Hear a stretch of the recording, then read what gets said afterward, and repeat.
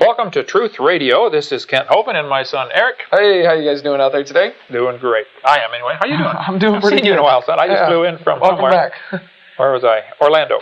Anyway, we're glad you joined us. We believe the Bible is literally true and scientifically accurate. We think the evolution theory is one of the dumbest and most dangerous ideas in the history of the world. And I taught science for 15 years and began creation science evangelism about 15 years ago. Now I've been traveling full-time as an evangelist, and Eric's been traveling 4.5 years? 4.5 years now. Yeah. 4.5 years speaking on creation. Let's read a few testimonies that have been sent to us, and then we're going to finish with some of the anti-Hovind websites that are quite a few out there, nearly 1,000. Testimony from Mark Roman. Just a letter thanking you for the great information your ministry provides. I am a naval medical officer currently deployed in Africa for 6 months. I will return to my home and base in Jacksonville, Florida sometime in March. I too have the desire to teach creation science as a ministry. I have been studying and researching for the past 3 years now. Hopefully I can start soon. I retire from the Navy in 18 months. I was teaching creation in a home Bible study group and I was leading before I was deployed to Africa. I attended Vineyard Christian Fellowship of Jacksonville. I have your entire teaching and debate series and DVD here with me in Africa, and I study them daily. Thank God for laptops. Amen. Along with other great creation science ministry resources on the seminar or on the internet. I look forward to seeing you on April 18th, I believe, in Jacksonville, Florida, at Trinity Church. Keep up the good work. God bless your ministry there and everyone working there. Well, amen. These videotapes go everywhere. I got a call at 3 in the morning one time. Phone rang. I sat up, said, hello. They said, hey, I'm watching your videotape. This is great. I said, where are you? He said, I'm in Saudi Arabia. I said, the world's round, you know. It's dark on my side. He said, oh, yeah, there's a time change, isn't there? I said, yeah, a couple hours from Saudi Arabia to Pensacola, Florida. 9 hours. Anyway, I'm glad you enjoyed that, Mark. Appreciate that. Spread it around.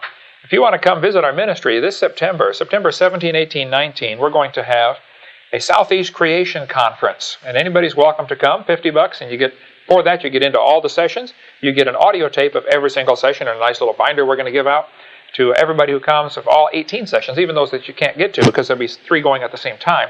We'll tape them all. That'll be in the binder. You can get that, plus all kinds of goodies and stuff, plus a tour of Dinosaur Adventure Land. Oh, that's worth $50 right That's there. worth $50 right there. Wow. We got one of the tour guides, Dan, in the studio right now with us. Dan, it's worth the tour, isn't it? $50 just to have Dan give you show you around this place. You don't get the $50. $50 goes to a good cause. I will tell you about that later. Okay. Anyway, we are looking for debate opponents for our radio show. If you want to get somebody who believes in evolution willing to call in, they can call in and be on the program. Our number is 877-479-DINO, 877-479-3466 if you're in the U.S. Otherwise, call 850-479-DINO. Same thing, 850-479-3466, and we'll be glad to take questions or comments. Sometimes we tape programs and have to re-air them. So if we're not live, there should still be a secretary alive, we hope, by that time. Yeah. At least somebody will be alive. Okay. One more testimony, and then we'll get into some anti-Hovind websites here. Testimony by Tim Watts here, writing in. He says, I just wanted to say thank you for your ministry. Your scientific knowledge is outstanding. By the way, Dad, yep, you're pretty smart.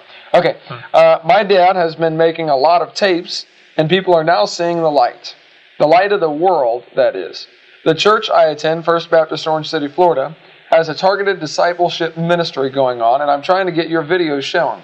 Because too many Christians believe that God created us through evolution, called theistic evolution. Right. And that's wrong. It discredits all we believe. I want to thank you, and I'll keep praying for you and everyone involved in this ministry. With love, Tim Watts. Amen. And That's by the way, the truth. The videos have never been copyrighted. That's right. It's probably cost us a fortune over the years, but hey, we're trying to win the war, not build a mansion. That's not build a castle. Right. Okay. There is a war going on. You don't ration bullets in wartime. That's right. Do something with it. We've said that for years. That's been our policy for a long time. Okay, what we've done for the last several broadcasts, we're going to finish up. We've been dealing with different anti-Hovind websites. I don't feel I have any need to justify what I teach. I mean, we try to teach the truth. We try to stay right down the line. We try to maintain creationist integrity and Christian integrity as much as possible. We want to know the truth and teach the truth. We believe the evolution theory is absolutely dangerous. It's stupid to begin with, but it's really dangerous, okay? There's no scientific evidence to back it up. So we've offered for a long time $250,000 for anybody with any real scientific evidence for evolution. Started off 15 years ago as a letter to the editor, and I offered $1,000 if anybody could prove evolution.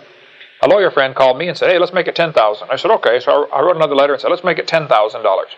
Then a friend of mine from out west called me and said, hey, let's make it $250,000. I said, $250,000? I said, you got to have the money, really have it. He said, no problem. He's got it. He's got it. Okay.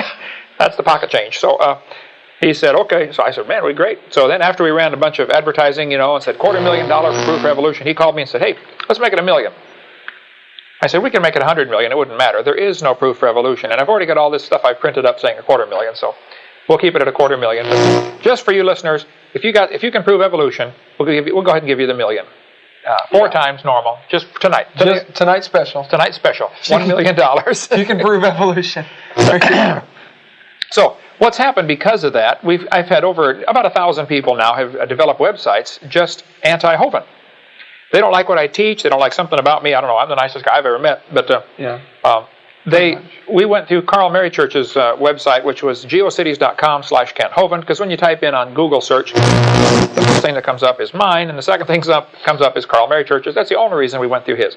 He has a lot of stuff on his site. We hit some of the highlights in the last few programs. And if anything in there bothers you, any specifics bother you, call us, email us. We'll be glad to take those specifics. But generally, most people that have seen my whole seminar can answer all those questions.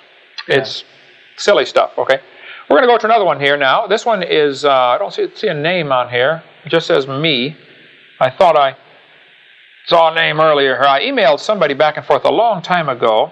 Now, no name. Just says me. The website address is geocities.com/Cape Canaveral. Cape Canaveral, /hanger/2437/Hovind. Once again, geocities.com/Cape Canaveral/hanger, HANGER/2437/Hovind. If you just type in on GeoCities web search Hovind, it'll be the third one that comes up. So we're just going to go down the line and take a few of the key ones here. His whole argument, I can summarize it for you here in a few words, is that he had an email discussion with me. He's wanting, and this is what always happens with the offer. Instead of sending evidence for evolution, they send a bunch of questions picking on details. What bank is the money in? What's the account number? How will I be paid? Cashier's check, etc. I say, look, send the evidence. They never do. Okay, they just gripe about the offer. The offer is legitimate. The money is there, believe me, and it's perfectly fine. You just send the evidence. Where's the beef? That's what we want to know. Quit talking about it. Show me the beef. So basically, what he's wanting to know is what is a kind? Because I said in my offer that if you can, one of the many things you'd have to prove evolution would be how fundamentally different kinds of animals can be created from one kind of animal. And so his gripe, the whole thing here is about, what's a kind? All right, well, whoever you are, you're calling yourself me here, M-E. I'm going to try to answer this one more time. The Bible says in Genesis chapter 1, 10 different times, I've got it open in front of me here, Genesis 1:11. And God said, let the earth bring forth the grass, and the herb yielding seed, and the fruit tree yielding fruit after his kind, whose seed was in itself upon the earth, and it was so. Genesis 1:2. And the earth brought forth grass, and herb yielding seed, after his kind, and the tree yielding fruit, whose seed was in itself, after his kind, and God saw that it was good. There are 10 references, I believe, in Genesis chapter 1, where it says they bring forth after their kind. So it's very simple. If they can bring forth, they're the same kind. A horse and a zebra can mate and bring forth offspring. Horse and a zebra are the same kind of animal. A horse and a pine tree cannot. No. A horse and a turtle cannot. A horse and a hamster cannot. A horse and a whale cannot. A horse and a dog cannot.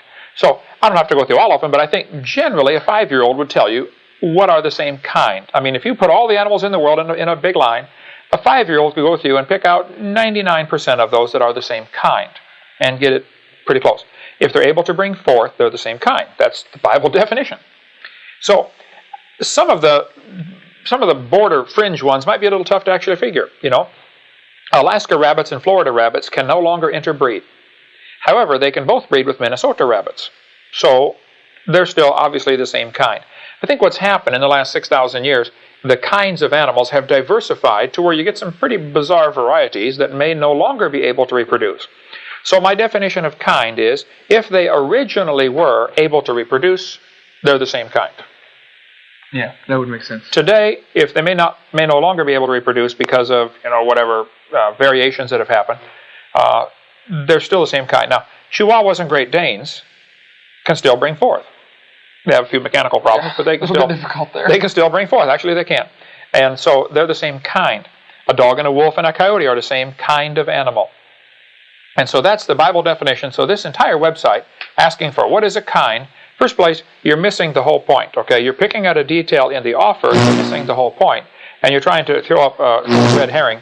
What they do when they would drag a red fig across the trail to throw the coons off the trail or something. So a red herring is when you try to get somebody off track and say, oh wow, look at this over here, so they miss the main point. Yeah. He's saying, Hovind never defined a kind, as if that proves you got proof for evolution. You're missing the point. You never sent any evidence for evolution. I would like to know, where's the beef? What evidence do you send it? Quit griping. My recommendation would be actually you take the site down, because it really, I think, reflects badly on you. Some people may look at it and say that it helps people to be able to try to look at both sides of the argument, though, at the same time. Well, sure. I mean, anybody put up any websites they want, and that's fine. But it makes some people look kind of dumb when they say things that ought to be obvious, I think, to a kindergartner. Okay, here's website number 4 that comes up. This one is talkorigins.org. Now, Jonathan, Talk Origins has all kinds of evolution-based stuff. Is that correct? They claim to be a news group. They claim to be a news group.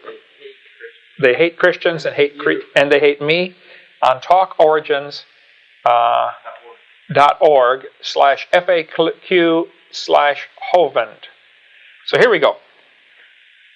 Kent Hovind, who calls himself Dr. Dino, is a charismatic proponent of the young earth creationism who enjoys enormous popularity with audiences and web forums participants from around the United States.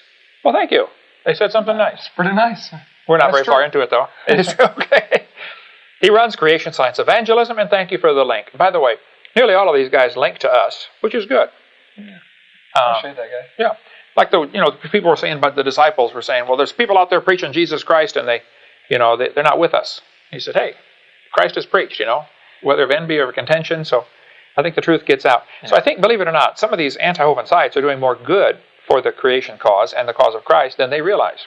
Certainly than they want to.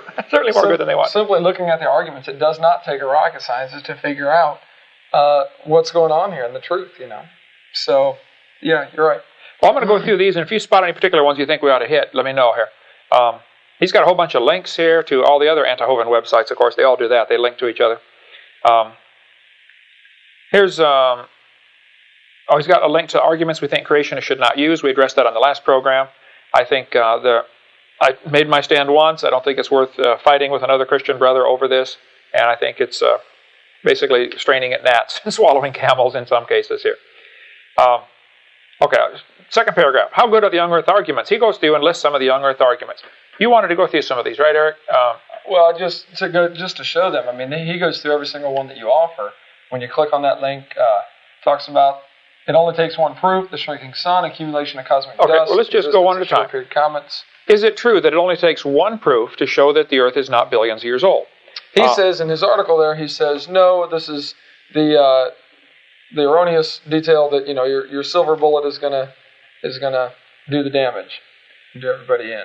Well, in a court of law, this links to another website which I just went to, talkorigins.org. Hovind, How Good Are the Young Earth Arguments, by Dave Madsen. And he says that it's not correct that only one proof of a young Earth would prove it. Now, Dave, in a court of law... I was just in court today. You were in court today over... Some kid stole our moped, and we had to go down there and testify, and all. You had to go down there. Anyway, got the moped back, by the way. We're going to try to win the kid to the Lord. We're not his enemy. Yes. He's going to be in trouble for a lot of things for a long time, but yeah. Once he gets out of jail, we're going to try to win him to the Lord. Try to help him out. By the way, we donate videotapes to prisons. If a chaplain writes us a letter, we donate a set of tapes. And yes, if you'd like one, feel free to write in. We'd love to get them to you. They've made a big difference in prisons around the world. Thousands of prisoners have accepted Christ because of those things. Emails, letters. Have you told the story to the listening audience of Hippie? Or do you have time to share that real quick? Sure. Well, I get so many calls. One guy said he was in prison, and we donated a set of tapes to the prison in Pennsylvania, and this guy loved the tapes, got saved. He said, this is great. He went to Hippie and said, you got to watch these videotapes. Hippie's the guy that everybody was afraid of in the prison. And he said, I don't want to watch no videotapes. He said, come on, Hippie. He said, all right, what's it about? What's it about? He said, it's about dinosaurs. He said, I sure ain't going to watch no tapes about dinosaurs. So he finally, sweetly talked him into watching one. He said, all right, I'm going to watch 10 minutes. And if I don't like it, I'm getting up and leaving. He said, okay.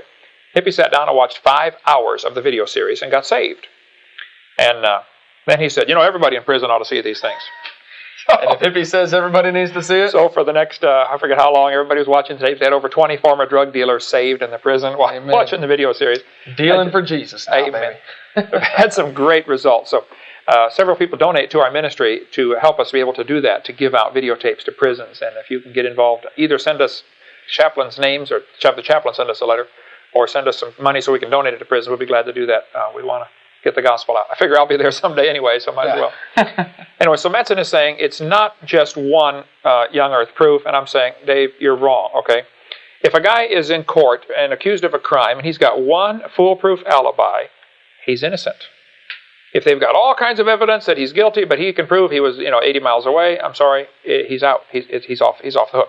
So the burden of proof is on the evolutionists, not the creationists, to prove their point. The evolutionists would like us to pay for their religion to be taught in the school system.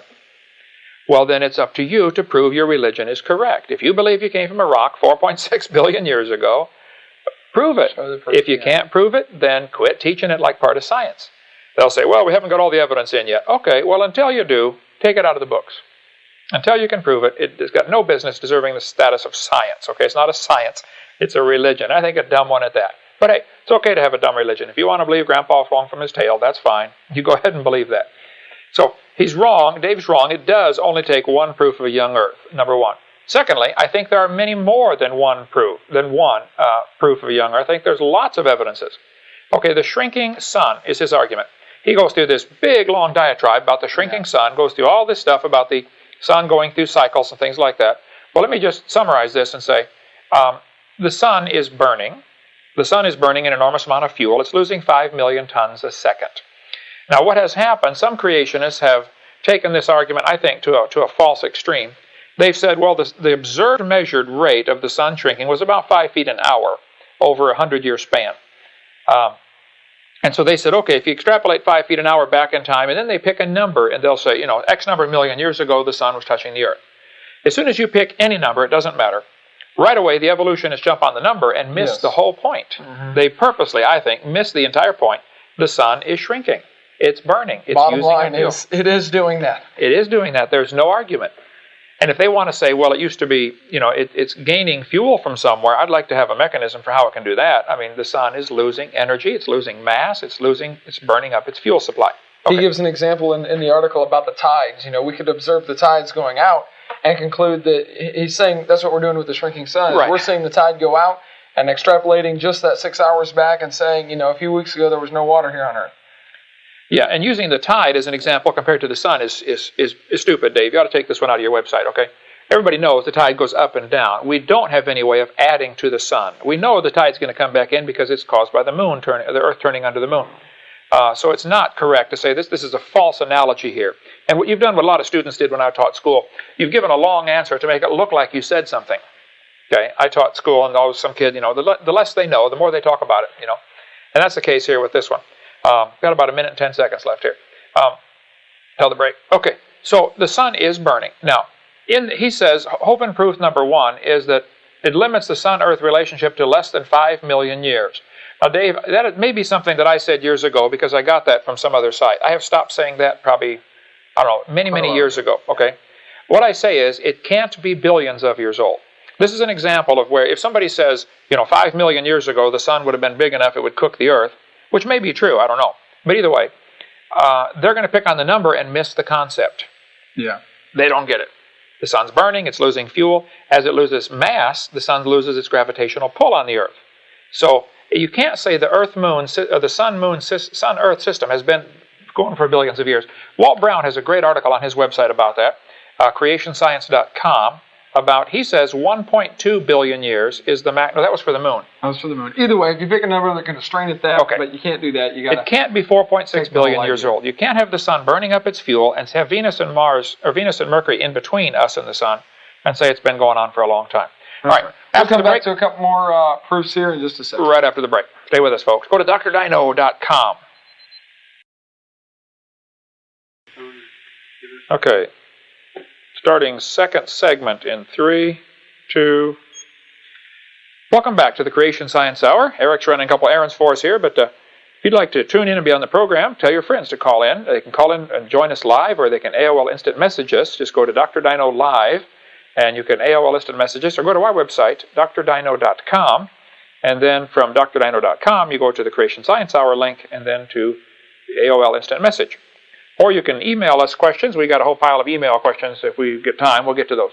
We're trying to get through some of the anti-Hovind websites. We're on Dave Madsen's How Good Are the Young Earth Arguments of Kent Hovind. He claims that all the arguments that I use to show the solar system is young are not any good.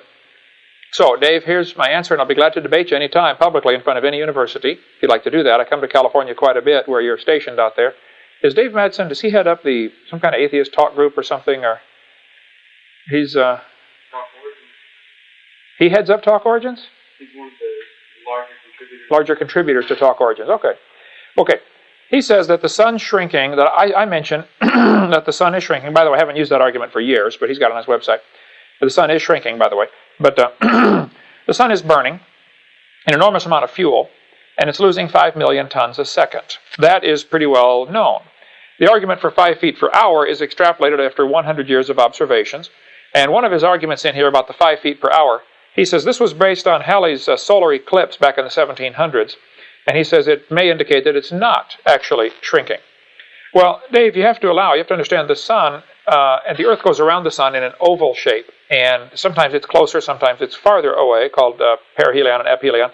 So to measure one eclipse, you'd have to know what time of the year this was and whether the sun was at perigee or apogee or halfway in between. I think you'd have to look at a longer 100-year span than just one solar eclipse and compare that. Secondly, we don't know yet if the sun is burning by nuclear fusion or by gravitational collapse. If it's nuclear fusion, then there's a neutrino problem. Your answer in your website here is that the sun is burning by nuclear fusion, and that proves that it can possibly be billions of years old. Even if it was burning by nuclear fusion, that still doesn't prove it's billions of years old, number one.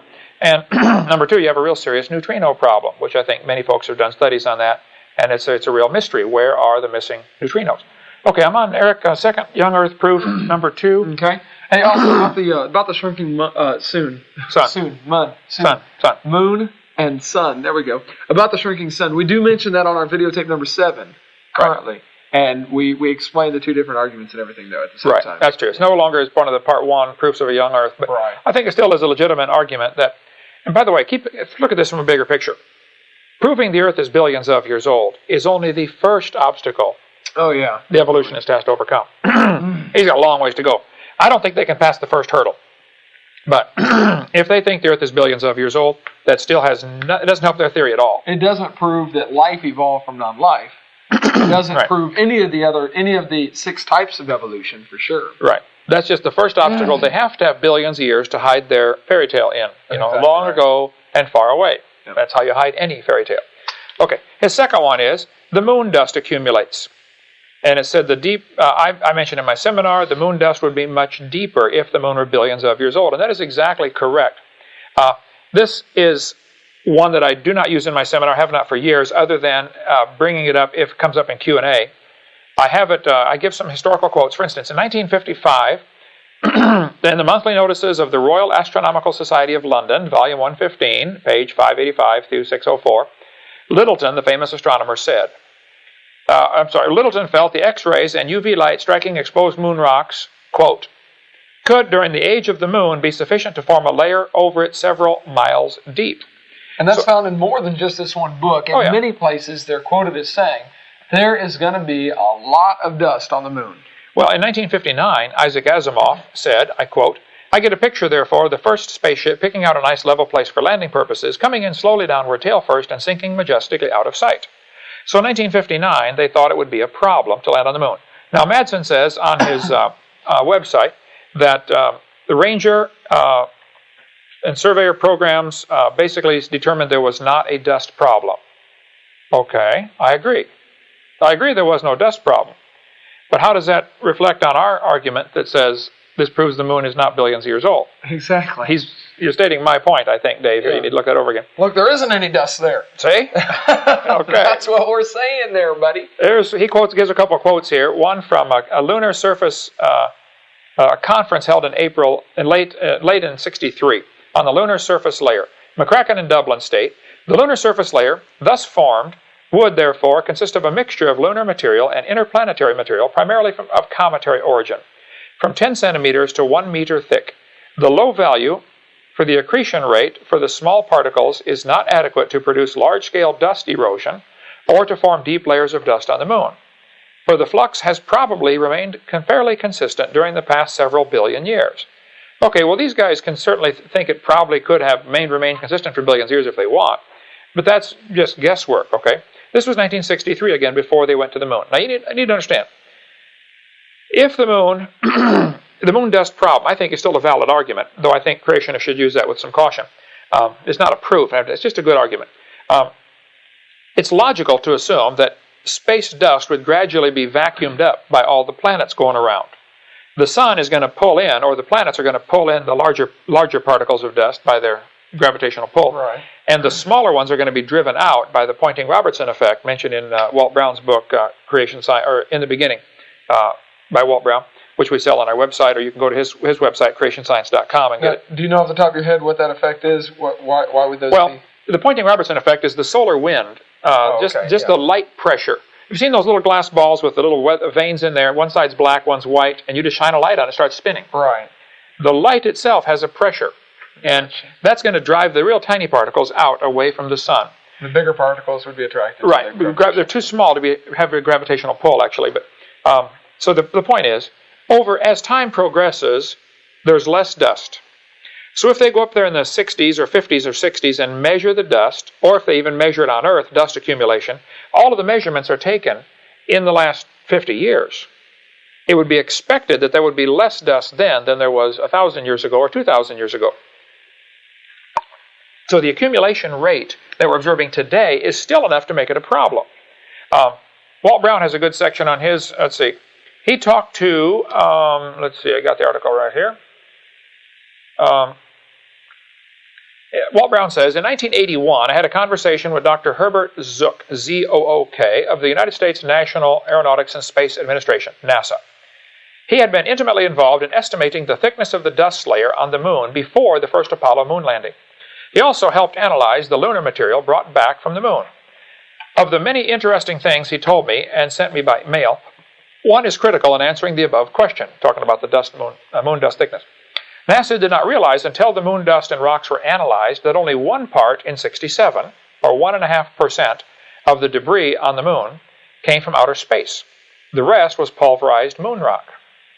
And he goes on and explains it here.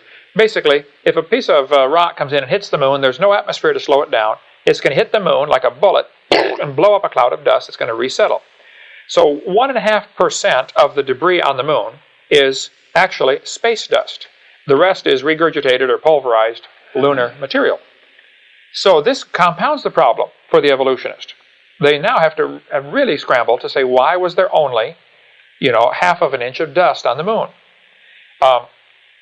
Walt Brown goes on and explains the whole thing in great detail here, but basically, using the numbers, since 1/67th of the dust actually comes from space, the actual measured amount of dust turned out to be 2.7 inches per million years. This was based on the chart here from Walt Brown's book about the published data of certain particle sizes, plus the inferred data from smaller sizes. Obviously, the moon has been hit by some really large things. Yeah. It's got some pretty big craters up there. Okay. It's been hit by some big stuff, which if during the testing time they leave some plates up there and see how much it gets hit, or they leave satellites in space and see how many micrometeoroid strikes they take, you look at the testing time and say, okay, during the 5 years it was there, it got X number of thousand little bumps on it. How much would that do over, 1 million years or 1 billion years? Walt Brown says in his book here, and I don't have the page number for the 7th edition. What I have is 6th edition. Here's page 214. It may probably be a different page number now. But he said it's 2.7 inches per million years. That is 1,000 feet of dust in 4.6 billion. So, Dave, I'm sorry, but I think I'll have to stick with my guns. I think that the lunar dust is still a problem for the evolutionist. If you factor in the 1 part out of 67 is coming from space, the rest is regurgitated lunar soil. There was only a ½ inch of dust there, not much. And it's, yeah, thank you, sir. It's logical to assume, check lunar dust there, son, let's see what page it's on now. It's logical to assume that there would be less dust in the last 50 years than there was in the last 1,000 years, because it's gradually getting either vacuumed in, getting hit by planets going around, or being blown out by the Poynting-Robertson effect. So we probably have a cleaner universe than they did even a few thousand years ago. So the dust accumulation in the past would have been greater than it is in the last 50 years. But even measuring the last 50 years still creates a problem for those who want us to believe the moon is 4.6 billion years old. Okay. Page 308 is the... 308 is a new page number. 307 has that chart on it. How much dust and meteorite debris should the moon have if it's 4.6 billion years old? Okay. And has lots of information there. Boy, this is just... He goes into all the mathematical equations and everything. Particle size. Yeah. All really. of that is on his website. And it's all on his website, creationscience.com. You can go look at that. Another website that you might want to check out is trueorigins.org. Trueorigins.org. It is really good, evidently, here. I'm checking it out. It gives an honest, intellectual answer to all the claims made by evolutionists, and many of the claims that we're talking about this website talk origins. So they made a website, trueorigins.org, answering many of their questions that they have. Another great one there. Sure. All right. So his third one, short period comets. Check Brown's book on that. He's got a whole section on short period comets. I say in my seminar, short period comets indicate the moon is not, or the universe is not billions of years old, which is still a legitimate argument. The fact of the matter is comets are constantly being burned up. As they travel through space, they're burning up. You can't just keep losing.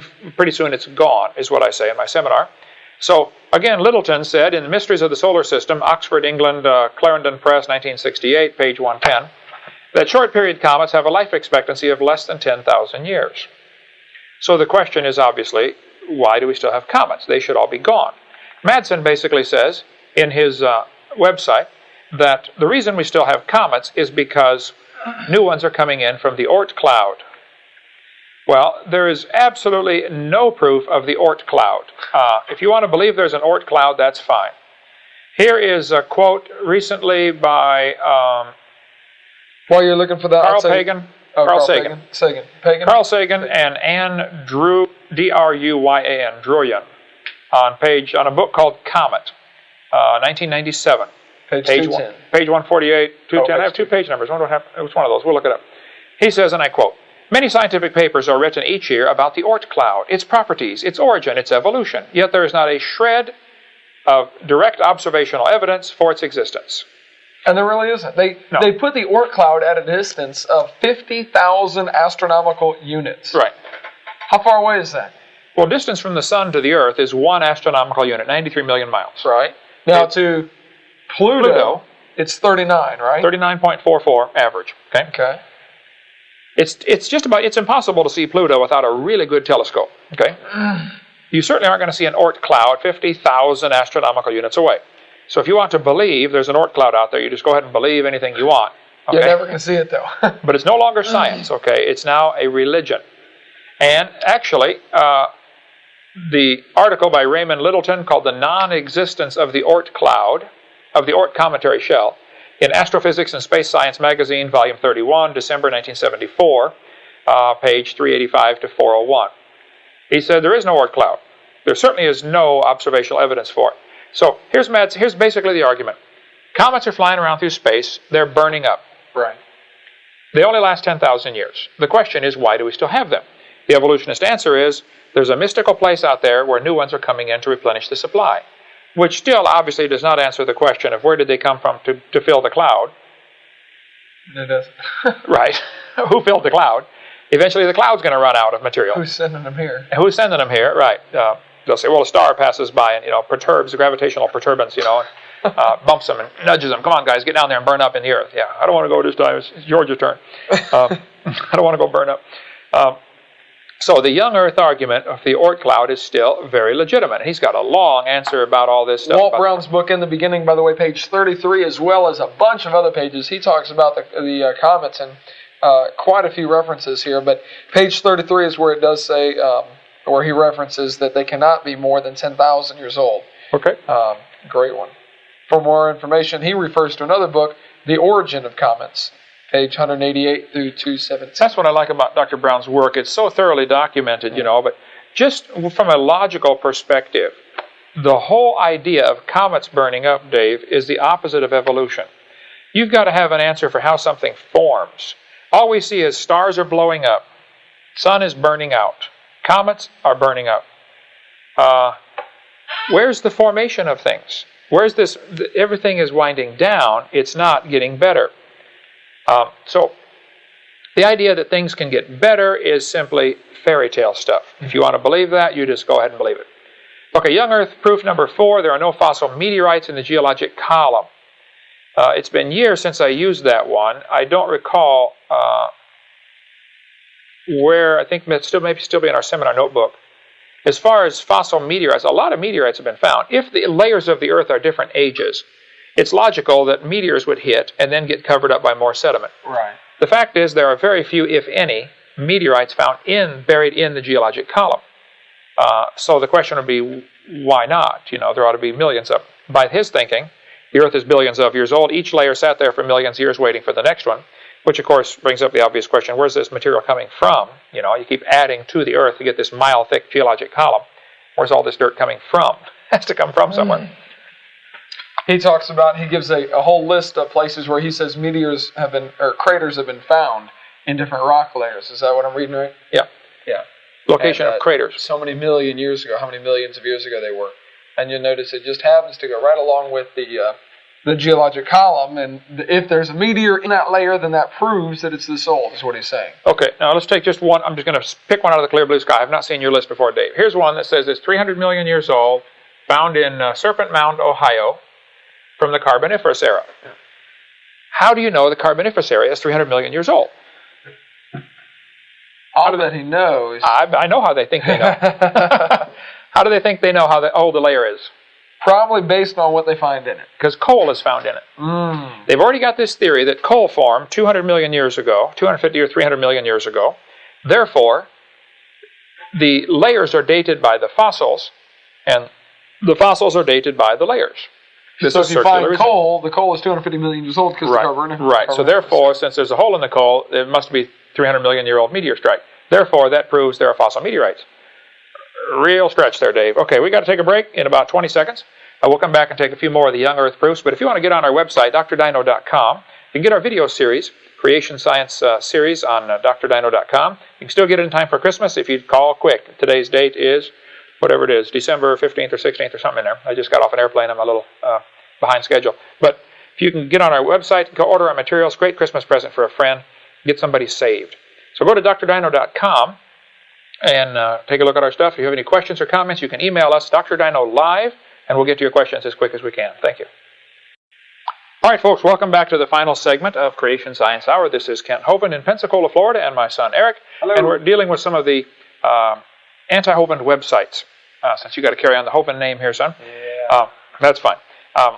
Basically, we believe the Bible is literally true and scientifically accurate. We think the evolution theory is one of the dumbest ideas in the history of the world. And if you would think you came from a rock, you can just go ahead and enjoy yourself. But it's not true.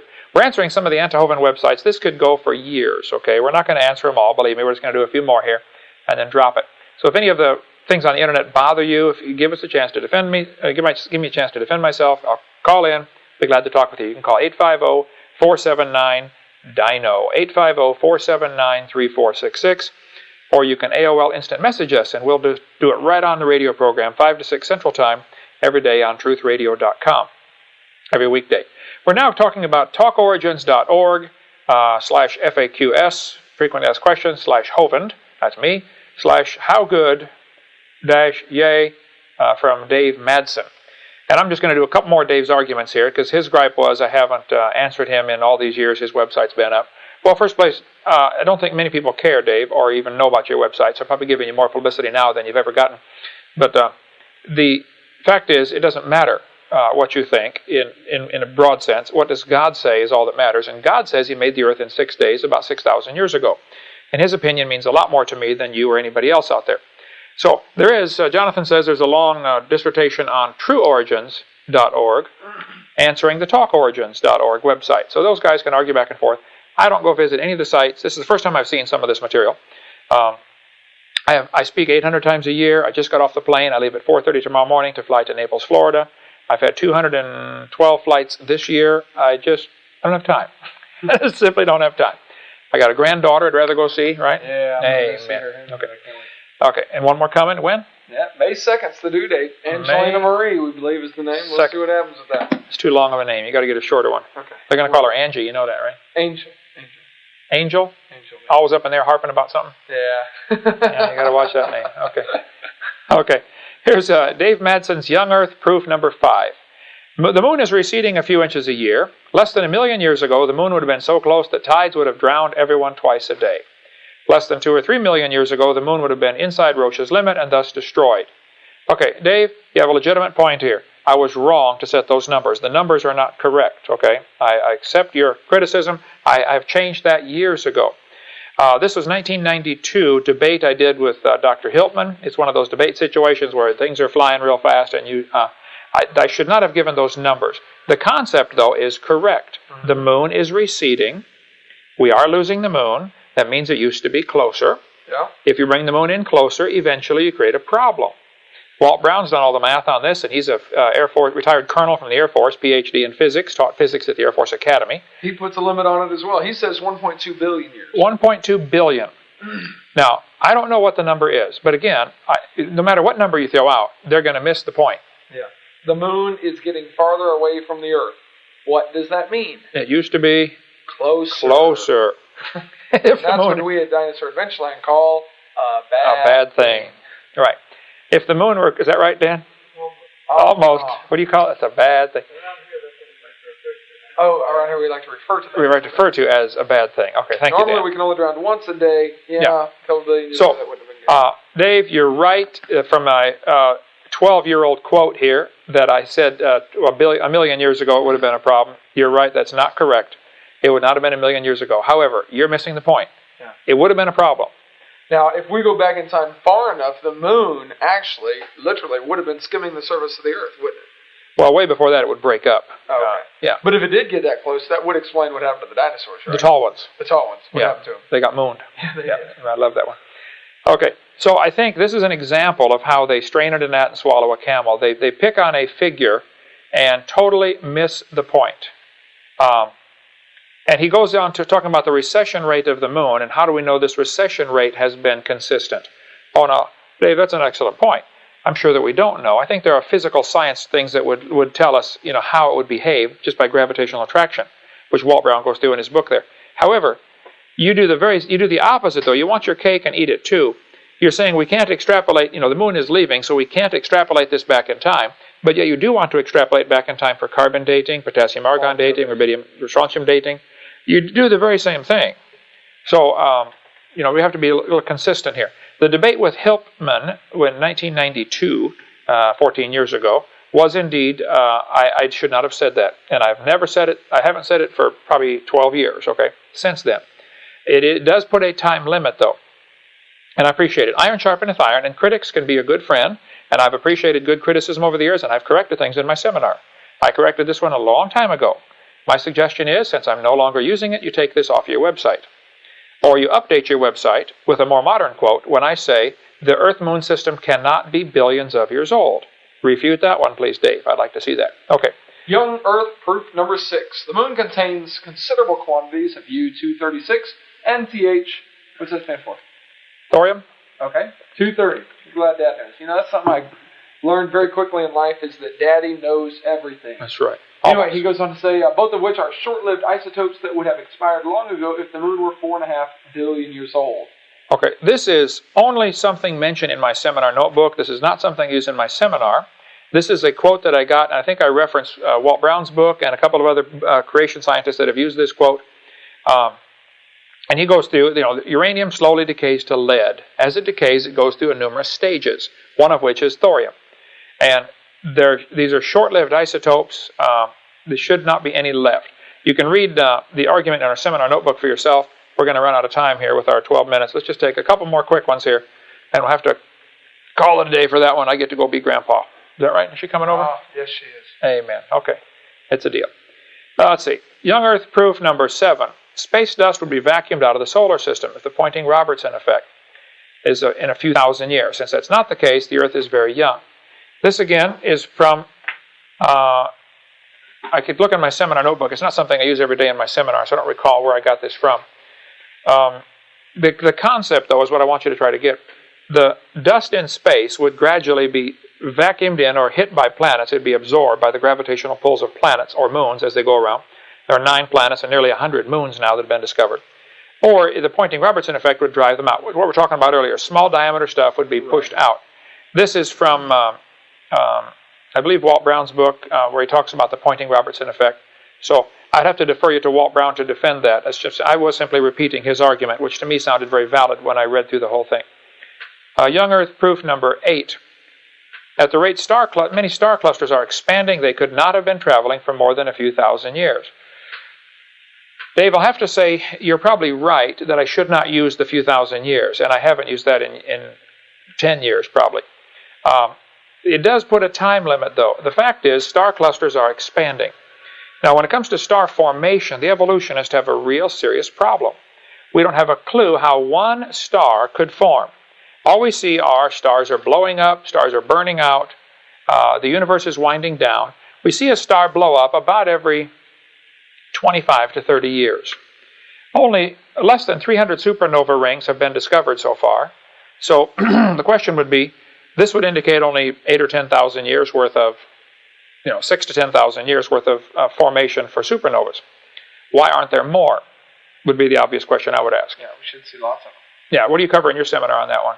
I just talk about the fact that we never have seen a star form. I've had several people come to me in meetings, evolutionists saying, and bringing me pictures. Look what the Hubble telescope has done.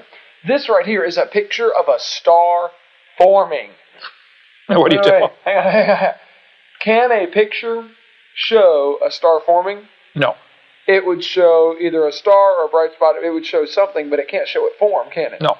A video could show a star form.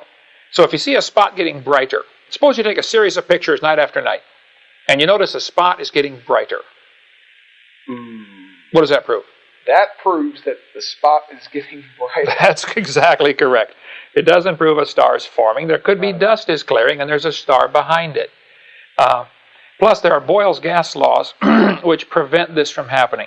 Here's Martin Harwitt wrote an article in Science Magazine, volume 231, March 7th of 1986, on page 1201. He says, "The silent embarrassment of modern astrophysics is that we do not know how even a single one of those stars managed to form.